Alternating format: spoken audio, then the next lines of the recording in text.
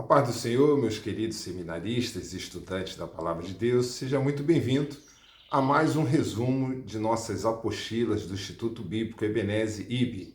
E na aula de hoje estaremos fazendo o resumo sobre a apostila de livros poéticos. Vamos lá? Livros poéticos, eles também são conhecidos como livros da sabedoria. Apesar do nome livro poético, nós não vamos encontrar rimas, poesias no sentido daquilo que nós entendemos como sendo uma poesia. A sociedade que fazemos parte, não nos apresenta resposta para algumas dúvidas. Nos textos bíblicos, nós descobrimos estas respostas e aprendemos a observar cada detalhe para reagirmos diante dos embaraços que surgem no caminho. Esses livros trazem sempre fruto de experiência concreta das situações da vida do povo de Deus, como conselhos e exemplos exemplares. Israel tornou-se uma nação, como um povo, com a saída do Egito, e precisava agora de sabedoria para não ser subjugado pelas nações inimigas. Como eu falei, apesar do livro ser um livro poético, nós vamos encontrar muito paralelismos e conceito para o entendimento desses escritos. Os livros poéticos, eles não se tratam de fatos fantasiosos, nem tampouco suas páginas estarão repletas de ideias de ficção, algo inventado, mas palavras realmente direcionadas por Deus. Como nós sabemos, o autor, o Espírito Santo, Deus é o autor destes livros ou de toda a Bíblia Sagrada, e ali não é algo fictício, mas vai servir-nos como exemplo de fé, como nós falamos, na busca por sabedoria, para poder fazer assim melhor a vontade de Deus e conhecermos seus propósitos e desígnios. A Bíblia tem muito a dizer sobre sabedoria. Segundo o levantamento, a palavra sabedoria é empregada 312 vezes na Bíblia hebraica. Repito, 312 vezes vai aparecer a palavra sabedoria na Bíblia hebraica, com a maior parte dessas ocorrências nos livros de Jó, Provérbios e Eclesiastes. Por exemplo, em Eclesiastes capítulo 7, versículo 12, diz assim a palavra de Deus: porque a sabedoria serve de defesa, como de defesa serve o dinheiro. Mas a excelência do conhecimento é que a sabedoria dá vida ao possuidor. Então ali o sábio está dizendo que é mais fácil ou é melhor ter sabedoria do que ter o dinheiro. Provérbios 3, 13 a 15 também nos ensina: bem-aventurado o homem que acha sabedoria e o homem que adquire conhecimento, porque é melhor a sua mercadoria do que artigos de prata, e maior o seu lucro que o ouro mais fino. Mais preciosa é do que os rubis, e tudo que mais possas desejar, não se pode comparar a ela a sabedoria. Provérbios também 9, de 1 a 6, diz: a sabedoria já edificou a sua casa, já lavrou as suas 7 colunas, já abateu os seus animais e misturou o seu vinho, e já preparou a sua mesa, já ordenou as suas criadas e está convidando desde as alturas da cidade, dizendo: quem é simples, volte-se para cá. Aos faltos de senso diz: vinde, comei do meu pão e bebei do vinho que tenho misturado. Deixai os insensatos e vivei, e andai pelo caminho do entendimento. Eu gosto de uma frase muito interessante que nos faz distinguir conhecimento de sabedoria. Há uma diferença entre ter conhecimento e ter sabedoria. Por exemplo, quando você abre provavelmente a sua geladeira, provavelmente você vai encontrar ali um tomate. E se alguém perguntar o que é um tomate, será que ele é um legume? Será que ele é uma verdura? Não, tomate, por definição, é uma fruta. O fato de você saber que tomate é uma fruta, isto é conhecimento. Mas se alguém lhe pede para colocar o tomate em uma salada de fruta, você, como um homem sábio, uma mulher sábia, vai identificar que não é possível. Então, saber que tomate é uma fruta é conhecimento. Sabedoria é não colocá-lo em uma salada de fruta. Os livros poéticos são divididos em 5. Quais são eles? Jó, aonde vai estar relatado ali o sofrimento, mas no fim uma vida restaurada de um homem reto, sincero, o único personagem de toda a Bíblia em que recebeu um elogio da parte de Deus para terceiros. Vamos encontrar salmos, que são os louvores e exaltações a Deus.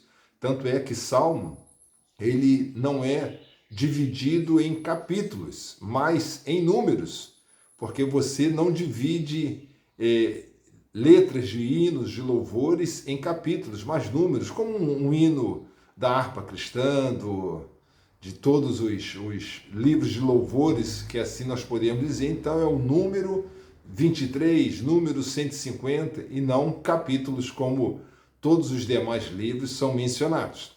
Vamos encontrar também provérbios, conselhos práticos de como viver uma vida debaixo da sabedoria. É interessante nós colocarmos que Provérbios, Eclesiastes e Cantares, Eclesiastes vai trazer a consequência e a amargura de uma vida longe da presença de Deus, e Cantares, o desejo de encontro e o amor do noivo com a sua amada, de um noivo com uma camponesa. E esses 3 livros, Provérbios, Eclesiastes e Cantares, foram escritos pelo sábio Salomão. Por que sábio? Porque Salomão, quando Deus o chama, Deus lhe faz uma proposta. Ele pergunta: o que queres? Peça-me o que quiseres que eu vos darei. E ele poderia ter pedido riqueza, poderia ter pedido os seus inimigos, a derrota dos seus inimigos, poderia pedir tanta coisa, e ele falou: Senhor, dá-me sabedoria para que eu possa guiar o teu povo. E Deus fala então: como tu não pediste as outras coisas, como riqueza, ouro, prata, assim como os inimigos debaixo do teu pé, eu concederei o que tu me pediste e aquilo que tu não me pediste. Salomão foi o homem mais próspero, mais sábio que este mundo já conheceu, reinou durante 40 anos em Israel e 40 anos de paz. Ele nunca entrou em uma única batalha, porque a sabedoria que Deus lhe concedeu lhe permitiu fazer as políticas necessárias e reinar com sabedoria guiando o seu povo. A sabedoria nos livros poéticos vão ser da seguinte forma: em Jó, é necessário nós termos o entendimento de que não é um livro de história, mas a sabedoria pertence à área da poesia hebraica. Apesar de conhecermos quem é Jó, o seu sofrimento, o que ele passou, os exemplos que ele nos deu, não só de sabedoria, mas de paciência, mas ali vai estar relatado que é um entendimento de algo, de um sofrimento que ele pode até parecer momentâneo, e ele realmente vai passar, mas a sabedoria que Deus lhe concedeu fez com que ele ultrapassasse todas as dificuldades que para muitos seria impossível de uma forma humana sofrer o que ele sofreu. Perdeu seus 10 filhos, perdeu todos os seus bens, mas ainda assim teve a sabedoria de glorificar a Deus. Em Salmos, a sabedoria é exaltada. Ela nos indica o que realmente importa, que é adorar a Deus acima de quaisquer circunstâncias, louvar ao Senhor, seja em momentos de guerra, de tribulação, de paz, de calmaria. Em todo tempo nós devemos louvar ao Senhor, como o próprio salmista nos escreve. Já em Provérbios, Deus instrui sobre tolice e sabedoria. Os provérbios, os ensinamentos, os conselhos ali registrados vão nos dar uma ideia ou vão nos direcionar para que, uma vez seguindo aquele entendimento, aqueles conselhos, certamente nos tornaremos homens e mulheres mais sábios, pessoas melhores que adquirem conhecimento da palavra e a utilizam com sabedoria. Já em Eclesiastes, A verdadeira sabedoria consiste em temer a Deus. E interessante que temer não significa ter medo. Como o salmista coloca no Salmo 111, no primeiro verso, o temor do Senhor é o princípio da sabedoria, e bom entendimento tem quem a adquire. Já em Cantares, a sabedoria de Deus mostra que um casal vivendo em harmonia, mesmo em diferentes situações, mesmo em diferentes níveis sociais, poderíamos assim dizer, vai mostrar que existe um amor. E ali vai estar retratando o amor de Cristo para com seu povo, para com a sua igreja. Então, a sabedoria de Deus, que é nos ensinando a viver em harmonia. Como eu falei, esses livros poéticos não têm como objetivo estar mostrando rimas, alguns versos que venham combinar com uma coisa ou outra, mas vai nos mostrar alguns paralelismos. E o que vem a ser esses paralelismos? É a criação de uma sequência de frases com uma estrutura paralela com significados equivalentes ou semelhantes, ou seja, idêntico. Isto torna o texto claro, objetivo e harmonioso. Então, nesses 5 livros, nós vamos encontrar este paralelismo, e eu reforço e novamente repito: paralelismo é a criação de uma sequência de frases com uma estrutura paralela, por isso o termo paralelismo, com significados equivalentes ou semelhantes, ou seja, idênticos, tornando o texto claro, objetivo e harmonioso. Existem 5 tipos de paralelismo que nós vamos encontrar nos livros poéticos. São eles: sinonímicos, antiético, pode até parecer estranho essa palavra antiético, mas é isso mesmo, sintético, climático e emblemático. Então, repetindo, os 5 tipos de paralelismo encontrados nos livros poéticos são sinonímico, antiético, sintético, climático e emblemático. Vamos à definição de cada um deles.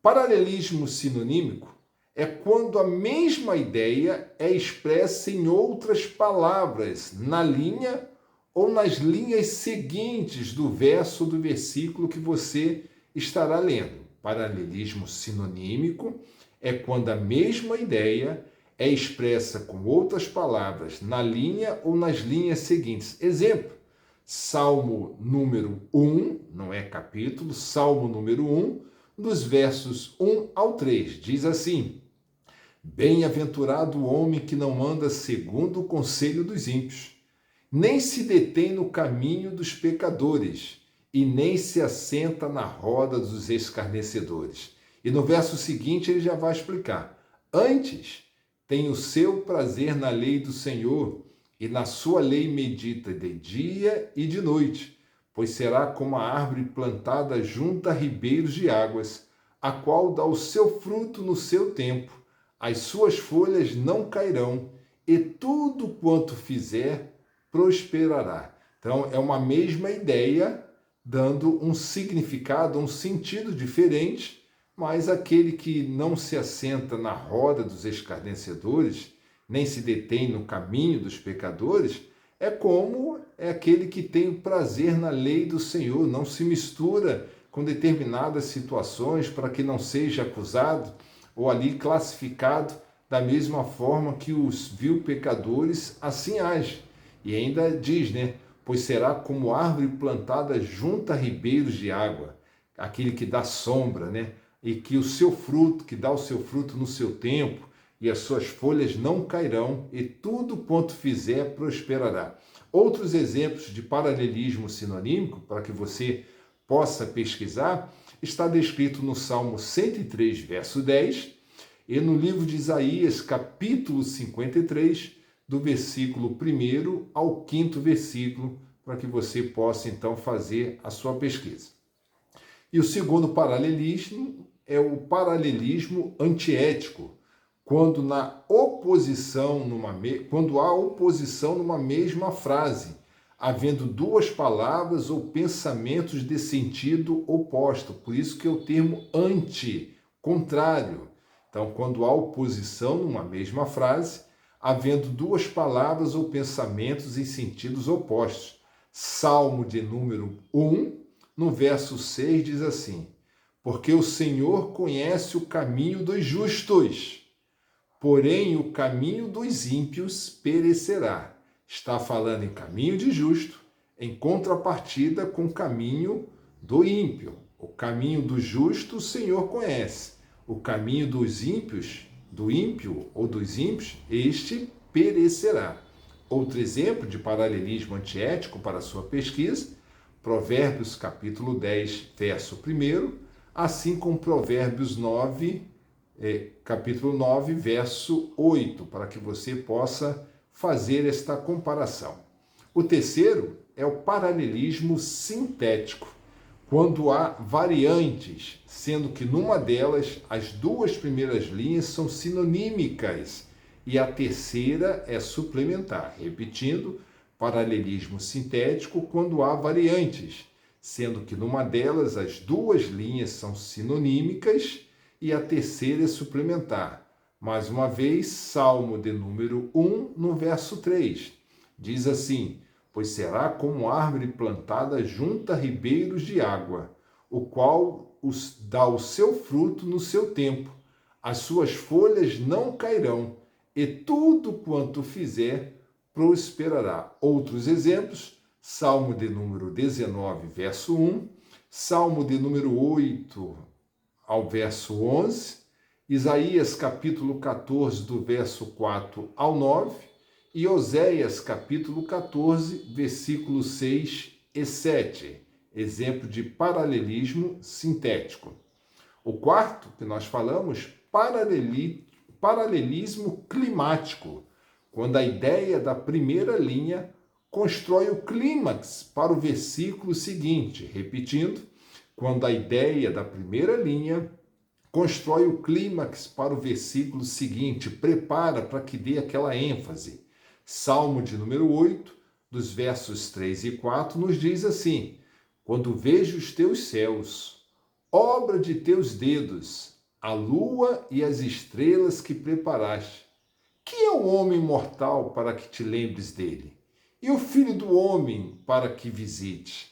Ele começa a falar da criação do universo e de repente dá a ideia para o homem mortal, que não tem ideia de tão pequenininho que seja, mas Deus ainda tem o seu amor e a visão para que lembre de um homem que é como se fosse um microscópio, né? Um micróbio diante do poder de Deus. Outros exemplos, Salmo de número 29, no verso 1, Salmo de número 93, no verso 3, e livro de Juízes, capítulo 5, versículo 7, vai estar relatando um tipo de paralelismo climático.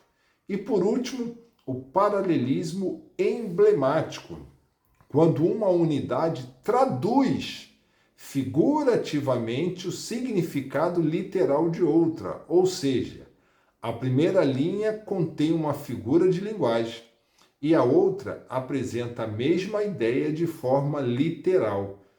Interessante. Salmo de número 113, no verso 11, vai dizer assim: pois assim como o céu está elevado acima da terra, assim é grande a sua misericórdia para os que o temem. Repetindo, pois assim como o céu está elevado acima da terra, assim é grande a sua misericórdia para os que o temem. Outros exemplos, Provérbios capítulo 20, verso 20, Provérbios capítulo 26, verso 20, e Provérbios capítulo 25, no verso 4, também vai dar esta característica. Os livros poéticos possuem as seguintes características. Como nós falamos, não possuem um caráter histórico. Apesar de Jó possa até parecer, mas é um livro poético. Vai contar ali a história daquele homem sábio, mas não tem um fator histórico para o povo judeu ou relatando a história de Israel ou dos judeus. Não predizem, outra característica, não predizem atos ou fatos divinos. Não predizem atos ou fatos divinos. Então, por isso é um livro poético que vai estar relatando um enunciado ou trazendo uma mensagem de sabedoria, como nós falamos. Terceiro, tratam de assuntos do coração. Tratam de assuntos do coração. Quarta característica, tratam das experiências da vida do homem, principalmente com os provérbios que vão nos dar conselho, nos instruir a melhor fazermos, a seguirmos essas instruções para melhor servir a Deus. Quinto, tratam da relação do coração do homem com o do Pai. Então, exatamente como é assunto do coração, não é só da relação do homem para com o homem, mas do coração do homem com o do Pai, com Deus. Dos 5 livros que nós citamos, segundo a tradição judaica, 3 são atribuídas suas autorias a Salomão e teriam sido escritas nas seguintes fases da sua vida. Como eu antecipei, Cantares, não na ordem. A ordem que está descrita na Bíblia é Provérbios, Eclesiastes e Cantares. Porém, na divisão segundo é atribuída à tradição judaica, Cantares foi escrita durante a sua juventude, tanto que ele relata o amor de um homem por uma mulher, uma camponesa, ainda no vigor da sua vida. Livro de Provérbios, já no período de sua maturidade, como rei, estando ele ali guiando o seu povo, estando ele para ensinar, instruir, trazer todo tipo de ensinamento para o seu povo e o seu reino. E por último, Eclesiastes, já no final da sua vida, depois de uma vida de labuta, com tantos erros e falhas, há a ideia de que ele volta-se para o Senhor já no final de sua vida em Eclesiastes, quando ele faz uma reflexão de tudo aquilo que ele passou. Vamos falar cada um deles, então? Primeiro, livro de Jó. Antes de falarmos especificamente sobre esse livro, a pergunta que se faz é: será que Jó realmente existiu ou é fruto de uma ficção? Jó foi uma pessoa real ou ele foi um personagem fictício inventado pelo autor que ali escreveu? Essa é uma pergunta de reflexão e nós temos a resposta. A resposta é dada pelo próprio Deus no livro de Ezequiel, capítulo 14, no verso 14, que nos diz assim: ainda que estivesse no meio dela estes 3 homens, Noé, Daniel e Jó, eles pela sua justiça livrariam apenas as suas almas, diz o Senhor Deus. Ora, se Jó fosse algo fictício, certamente não estaria sendo mencionada pelo próprio Deus nos livros do profeta ou no livro do profeta Ezequiel, assim como nós vamos encontrar também em Hebreus fazendo menção a Jó. Então, o tema do livro de Jó nos mostra até que ponto é o relacionamento de Deus com o seu povo, se é algo meramente pela visão da recompensa. Todos nós gostamos de receber recompensa, oramos a Deus, pedimos bênçãos da sua parte, mas será que nós somos capazes de fazer uma troca? Será que nós perderíamos tudo que Deus nos concedeu e ainda assim estaríamos adorando sem esperar nada em troca? O livro de Jó empenha-se em mostrar, à luz dos mais adequados conceitos da relação entre a humanidade e seu Criador. O sofrimento é um mistério. Vamos entender que Jó era um homem reto, foi o único homem que recebeu 4 elogios do próprio Deus. Quando Satanás se apresenta diante de Deus, Deus fala: está vendo meu servo Jó? homem reto, sincero, temente a Deus e que se desvia do mal. E Satanás então fala, mas te servir é fácil, porque tu dá tudo a ele. É como se ele fosse um filho querido para você, você, tudo que ele te pede, dá.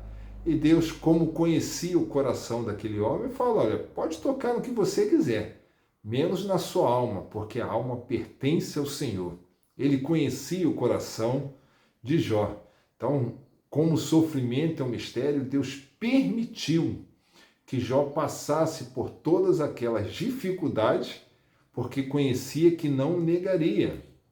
E é interessante que o livro de Jó é uma narrativa em prosa que está dividida em 3 cenas. Primeiro, chamado prólogo, que é o início, onde vai dar a ideia do que será dito. Jó capítulo 1 e capítulo 2.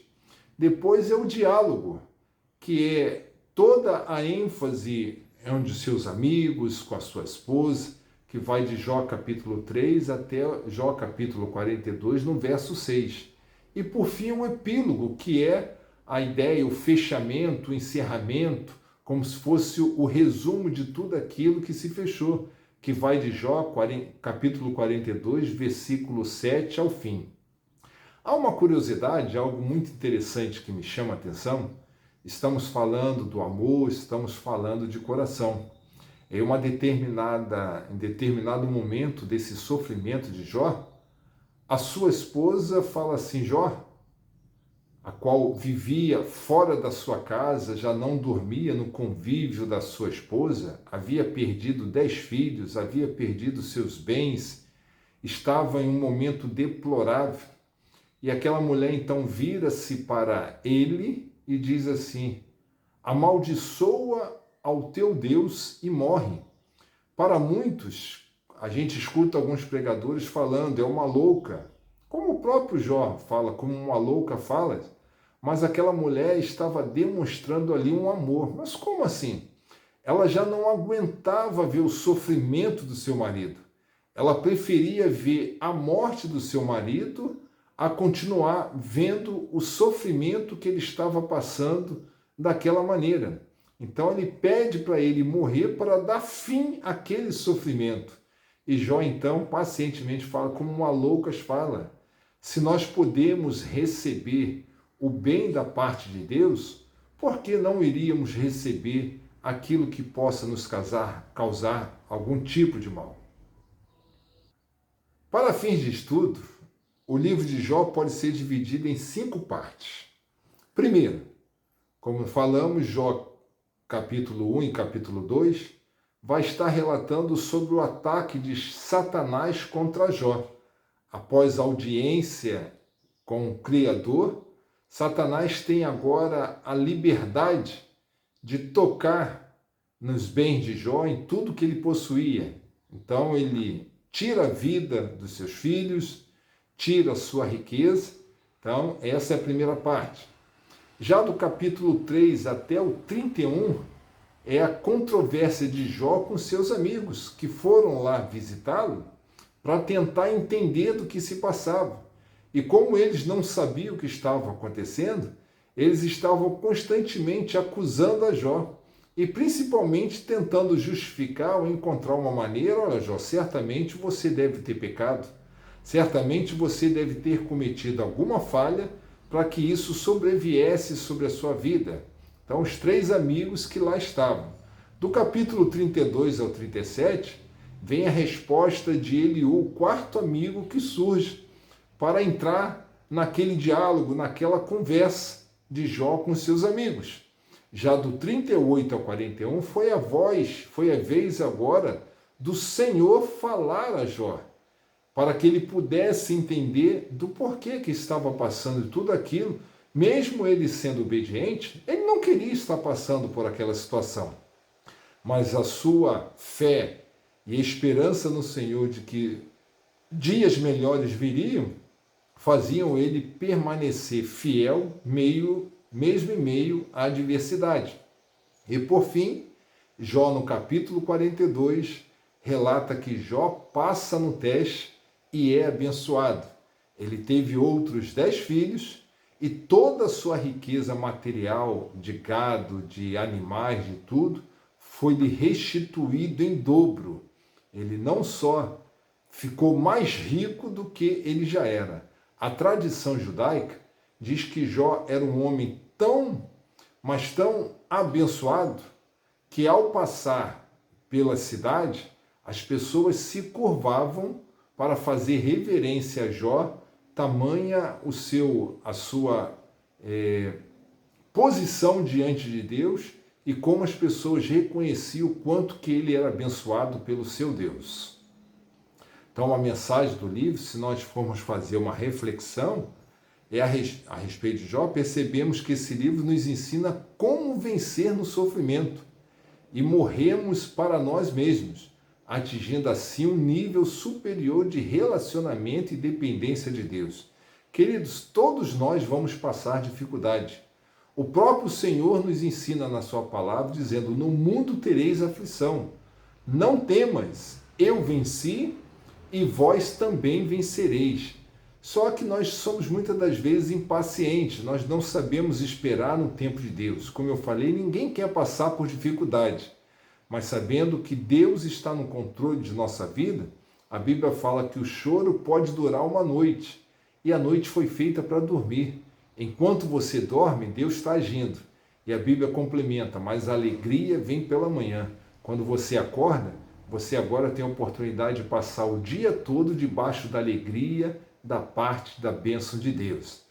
Primeira Epístola de Pedro, capítulo 4, versículo 12 ao 13, nos fala assim: amados, não estranhei a ardente prova que vem sobre vós para vos tentar, como se coisa estranha vos acontecesse, mas alegrai-vos no fato de serdes participantes das aflições de Cristo, para que também na revelação da sua glória vos regozijeis e alegreis, sabendo que é temporário toda dificuldade que podemos passar. O segundo livro, livro de Salmos.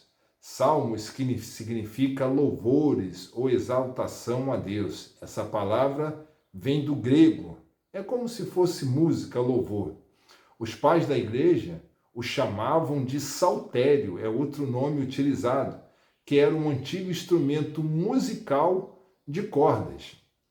Dentre os 150 salmos, ele é conhecido como Salmo de Davi, porque Davi foi o que mais escreveu esses salmos. A divisão é a seguinte: Davi escreve 73 salmos, que são atribuídos à sua autoria. Asaf é autor de outros 12 salmos. Os filhos de Corá escrevem 10 salmos, ou esses 10 louvores. Até Salomão tem a participação, tem 2 salmos escritos pelo rei Salomão, que é o Salmo de número 72 e o Salmo de número 127.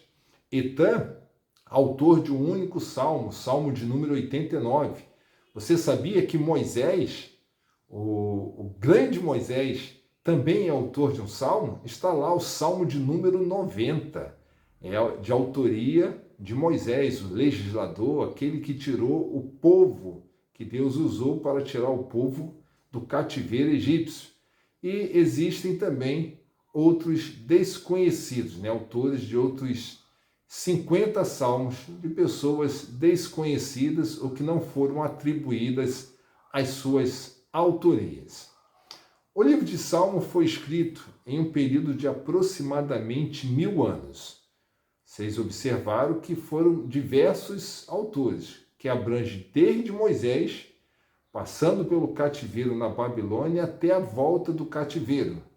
Então, um período de aproximadamente 1000 anos, estão descritos esses 150 salmos. Certamente, queridos, existiram muitos outros louvores ou hinos que foram compostos, porém não entraram nas Sagradas Escrituras, porque o Espírito Santo assim aprove não colocá-los. Se fosse para estar, certamente o Espírito Santo teria feito com que fosse descoberto e teríamos então mais do que 150 salmos. Mas esses foram os escolhidos pelo Espírito Santo pela sua mensagem, por aquilo que está sendo dito ali, para que esteja de acordo com a mensagem do coração, não só do homem, mas do coração do Pai para o homem e do homem para com Deus.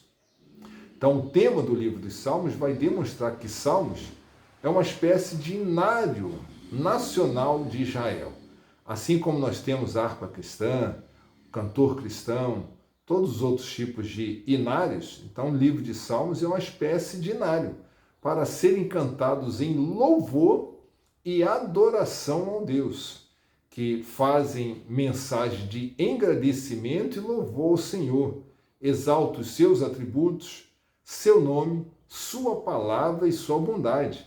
Observe que você não vai encontrar um salmo exaltando ao próprio homem, como se o homem fosse superior ou que ele seja merecedor de alguma coisa, sem que tenha sido colocado a Deus nesta questão de receber adoração como fruto daquilo que nós precisamos. Então, o livro de Salmos pode ser dividido em 5 partes. Salmo de número 1 até o Salmo de número 41 é voltado para o homem.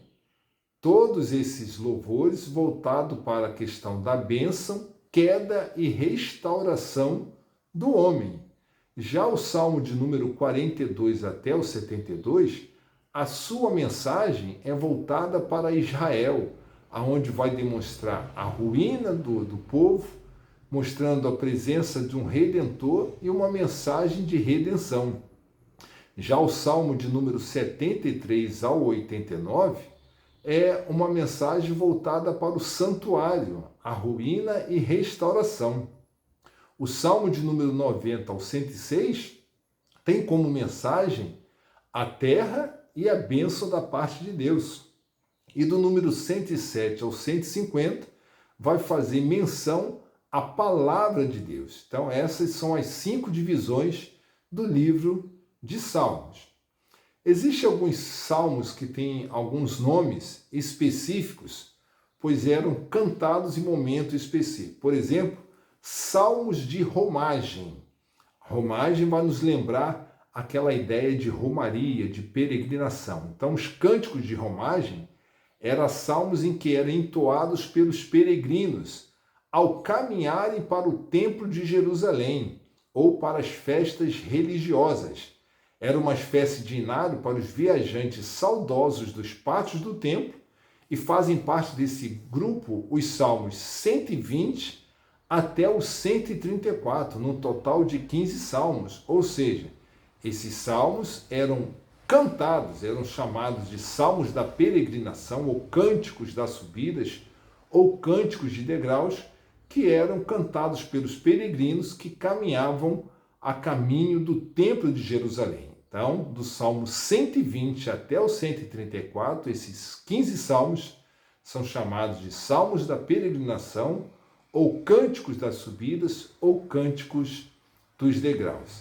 E qual a mensagem que poderia ser colocada dentro desses louvores ou dentro desses hinos?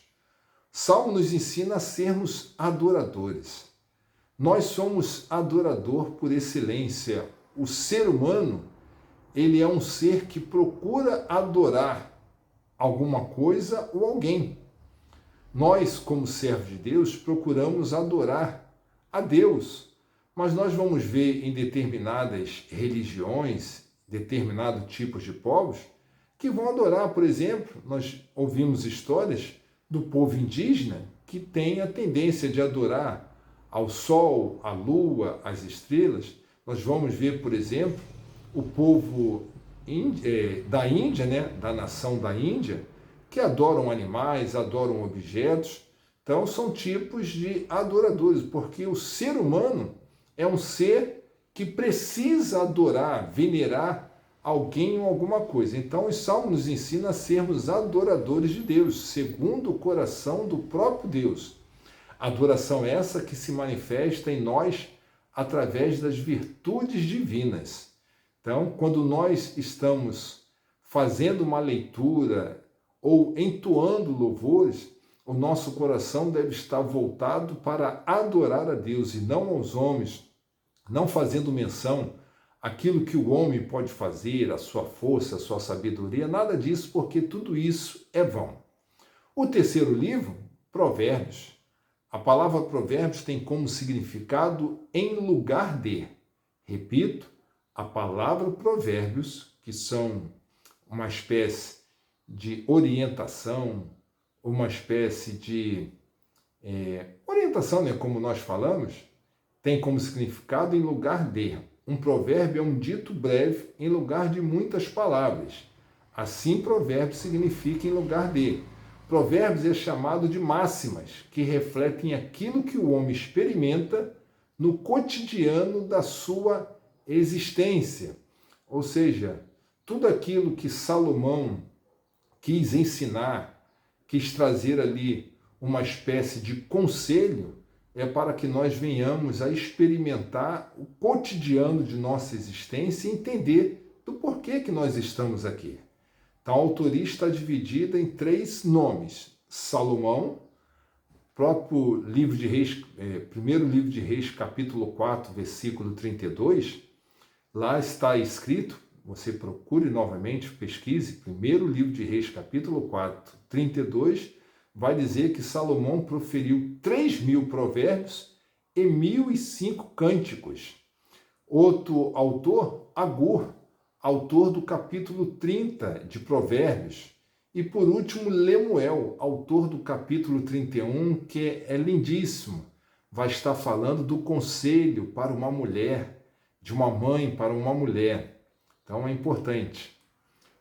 O livro de Provérbios tem como tema sabedoria para o viver, ensinos específicos, além de incluir instruções como a insensatez, o pecado, a bondade, a riqueza, a pobreza, a língua, o orgulho, a humildade, a justiça, a vingança, a contenda, a gula, o amor, a cobiça, a preguiça, a amizade, a família, a vida e a morte. Tudo isso está descrito no livro de Provérbios. Quase todas as facetas dos relacionamentos humanos são mencionados e os ensinamentos do livro são aplicáveis a todo tipo de pessoa, tempo ou lugar. Por isso que são conselhos, são ensinamentos para uma vida cotidiana, uma vida onde possamos ser cada vez melhores. Então, vai ter insensatez, pecado, bondade, riqueza, pobreza, língua, orgulho, humildade, justiça, vingança, contenda, gula, amor, cobiça, preguiça, amizade, família, vida e morte. Tudo isso sendo aconselhado pelo sábio alemão. Qual é a divisão do livro de Provérbios? É dividido em 4 partes. Primeiro, que vai de Provérbios capítulo 1 até o capítulo 10, dá conselhos para os jovens. Salomão, então, escreve esses 10 capítulos aconselhando os jovens. Do capítulo 11 até o capítulo 20, conselho para todos os homens, não mais jovens, mas para todos os homens. Do capítulo 21 até o capítulo 30, conselho para os reis e governantes, ou seja, para os líderes. E já no capítulo 31, o direito das mulheres, escrito por Lemuel. Se você tiver a oportunidade, leia. Coisa linda é receber conselho e poder ser utilizado. Há um adágio popular que diz que se conselho fosse bom, ninguém dava, vendia. Então, esses conselhos de Salomão, por serem muitos bons, deveriam ser vendidos para ter ainda mais valor do que ele tem. Então, o livro de Provérbios nos ensina a sabedoria divina como aplicação prática no nosso dia a dia. Quer um conselho? Leia o livro de Provérbios, que certamente haverá uma mensagem da parte de Deus para você nos escritos ali encontrados. E o 4º livro, Eclesiastes, também chamado do pregador. A palavra significa pregador. Eclesiástico é aquele que convoca uma assembleia e a ela se dirige. A autoria do livro pertence a Salomão.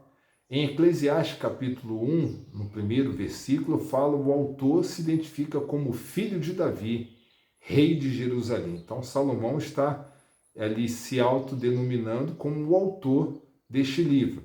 As descobertas no Monte Quirã, no Mediterrâneo, junto com tecnologias e análise exegética, sugerem a data de 935 anos antes de Cristo, ou seja, 1000 anos antes de Cristo, para a primeira publicação da parte do livro de Eclesiastes. E o livro de Eclesiastes, nós vamos ver algumas avaliações, traz como tema avaliações do autor. O autor, ao que parece, já com a idade avançada, já que é o último dos 3 livros escritos por Salomão, depois de muita vivência, avalia o mundo da forma que o experimentou entre os horizontes do nascimento e da morte. A grande lição que a gente pode encontrar em Eclesiastes é uma vida humana que não centraliza seu prazer em Deus, está destituída de propósito e sentido, não muito diferente da vida de qualquer pessoa ou animal. Por isso que o homem precisa reconhecer que é um pecador, pois a vida que vive, para muitos pode até ser boa, agradável, mas sabemos, e a lição que Eclesiastes vai nos dar, é que esse prazer, que centraliza seu prazer, se não for em Deus, é destituída de propósito e sentido. Não tem porquê vivermos se não for voltado para Deus. E outra mensagem que nós vamos encontrar é a satisfação. Não há nada que possa produzir mais satisfação do que Deus. Ele é que complementa a nossa vida. Ele é que vai nos completar e dar satisfação de tudo aquilo que nós precisamos. Qual a divisão desse livro? O livro de Eclesiastes é dividido em 3 partes. Parte 1, quando se olha para a vida com seus ciclos aparentemente intermináveis, Eclesiastes 1:4, e os paradoxos inexplicáveis, como Eclesiastes capítulo 4, versículo 1, Eclesiastes 7:15 e Eclesiastes 8:8. Pode-se concluir que tudo é fútil, já que é impossível discernir qualquer propósito na ordem dos acontecimentos. A segunda parte dessa divisão é, apesar de tudo que nos sobrevém, a vida deve ser desfrutada ao máximo, mediante o entendimento de que é dom de Deus. Por isso que Deus condena o suicídio, porque foi Ele que nos deu o dom da vida. Nós não temos a capacidade de criar vida. Talvez você fala, mas claro que nós temos. Quando há a relação sexual entre o homem e a mulher, entre o esposo com seu marido, e ali concebe a concepção, não é porque o homem quer, mas quando Deus assim quer. Porque, portanto, nem toda relação sexual terá como resultado o nascimento de uma criança. Deus é que dá a vida, Deus é que vai fazer com que seja germinado, dentro do ventre da mulher, e assim é Ele que dá a vida. Então, o ensinamento de Salomão é que nós devemos desfrutar a vida da melhor maneira possível, pois foi concebida e dada por Deus. Então é dom de Deus. Vamos ver em Eclesiastes 3:12, vamos ver Eclesiastes capítulo 3, 22, Eclesiastes capítulo 5, no versículo 18 e 19, no capítulo 8, versículo 15 e 19, e no capítulo 9, do versículo 7 ao 9, para que você possa pesquisar. E a última parte da divisão é que o homem sábio gastará o tempo da sua vida em obediência a Deus. O homem sábio gasta o tempo da sua vida em obediência a Deus, reconhecendo que o Eterno, Senhor, finalmente julgará todas as pessoas. Eclesiastes 3, capítulo 3, versículo 16 e 17, e Eclesiastes capítulo 12, versículo 14, quando o homem tem essa percepção. Então, o livro de Eclesiastes nos ensina que nada aqui nessa terra dá a satisfação e felicidade verdadeira, tudo é fútil, mas que a plenitude da vida está em temer a Deus e guardar os seus mandamentos sobre todas as coisas. Receber o conselho da parte de Deus, guardar e colocar em prática é o sinônimo da sabedoria que o homem possa ter. E o último livro, Cantares, também conhecido como Cântico dos Cânticos. Esse livro recebeu vários nomes. O título em hebraico, extraído do primeiro versículo, Cântico dos Cânticos, e significa o mais excelente dos cânticos. A autoria também é atribuída a Salomão, filho de Davi, rei de Israel. Salomão provavelmente escreveu esses cânticos durante a primeira parte do seu reinado, por volta de 965 anos antes de Cristo, na força, com todo o seu vigor. Então, o tema central do livro é o amor. Tanto o amor da vida conjugal, do homem com uma camponesa, quanto o amor da vida espiritual, ou seja, da noiva, a igreja, pelo noivo, Jesus. Então, uma relação de Cristo com a sua igreja. Alguns acham um livro um tanto que forte.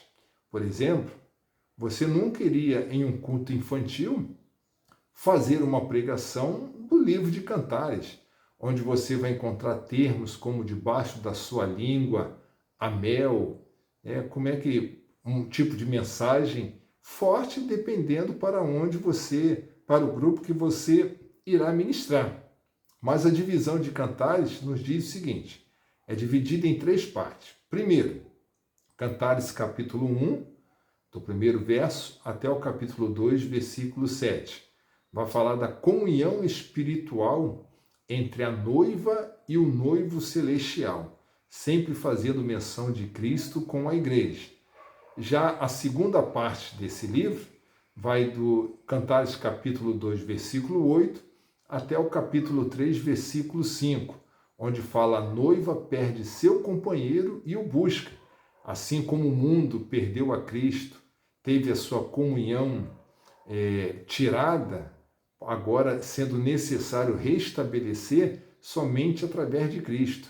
Então, nós somos a noiva e temos que buscar a Cristo para encontrar o companheiro, o noivo. E já na última parte, a parte 3, vai de Cantares, capítulo 3, versículo 6, até o último versículo, capítulo 8, versículo 48. Os discursos ardentes do noivo e da noiva acerca do amor mútuo e os elogios de um para com o outro.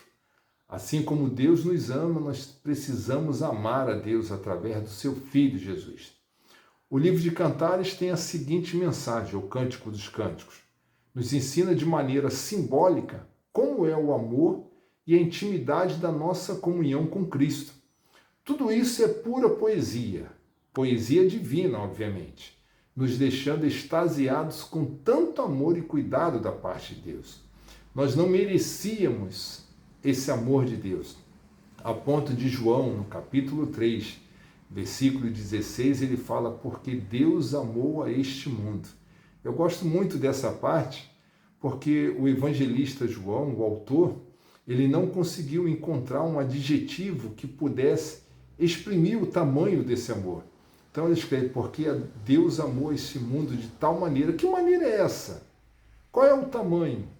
É um tamanho sublime. O amor que você possa imaginar é muito maior. O amor de Deus é muito maior. Sabemos que existem 3 tipos de amor. O amor eros, que é o amor entre o homem e a mulher, aquela parte que vai produzir o crescimento de uma família, reprodução. O amor filho, que é o amor do pai para com o filho, de um irmão para com o irmão, do amigo para com outro amigo. E o amor ágape, que é o amor superior da parte de Deus. É um amor inatingível. Somente Deus tem esse tipo de amor a ponto de enviar o seu próprio filho. Porque Deus amou a este mundo de tal maneira para que todos aqueles que nele crescem, que deu o seu único filho. Deus amou esse mundo de tal maneira que deu o seu único filho, para que todo aquele que nele cresce não perecesse, mas tivesse a vida eterna. Glória a Deus.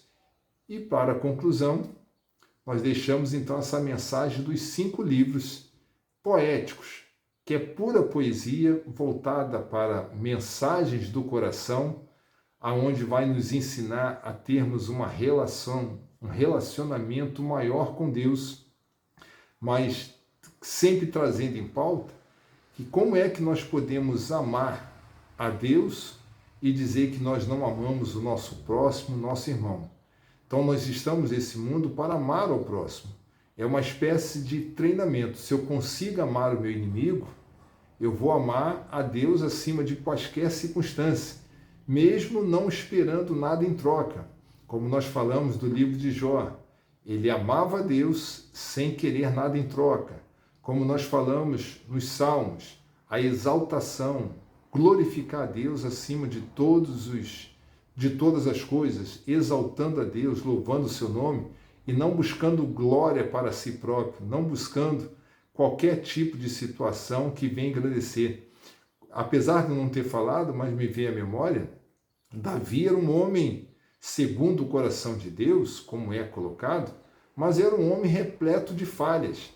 Só que Davi conhecia o caminho que levava ao coração de Deus. Ele se arrependia, sabia da benevolência da parte de Deus, não que ele usasse isso para pecar, mas ele, quando pecava, se arrependia e reconhecia que Deus era soberano na sua vida. Por isso foi um homem totalmente diferenciado, o maior rei que Israel pôde ter na sua história.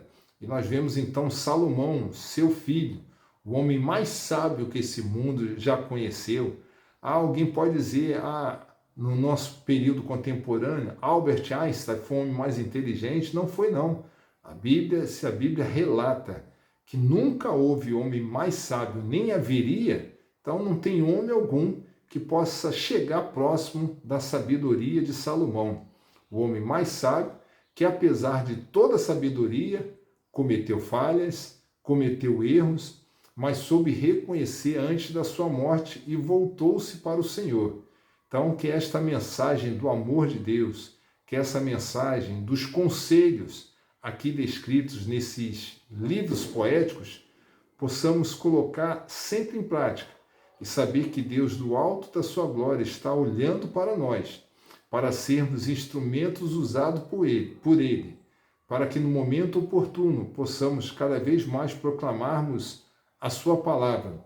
E não somente isso, enquanto estivermos aqui, vivermos da melhor maneira. E viver da melhor maneira nem sempre significa ter bens, ter o seu automóvel, o seu emprego, a sua conta bancária recheada no azul, a sua geladeira cheia, a sua despensa sem nenhum tipo de falta de alimento.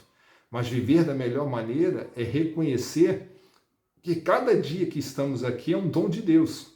Cada dia que nós estamos nessa terra é um presente que Deus nos dá. Não sabemos o dia de amanhã, mas temos que estar aqui vivendo da melhor maneira possível, adorando, exaltando o nome do Senhor, aguardando a volta do seu Filho amado Jesus, para quando voltar para buscar a sua igreja, possamos subir e sermos um dos tais, para estarmos reinando eternamente com nosso Deus. Que Deus assim possa abençoar rica e poderosamente a sua vida e até a próxima aula. Deus vos abençoe em nome de Jesus.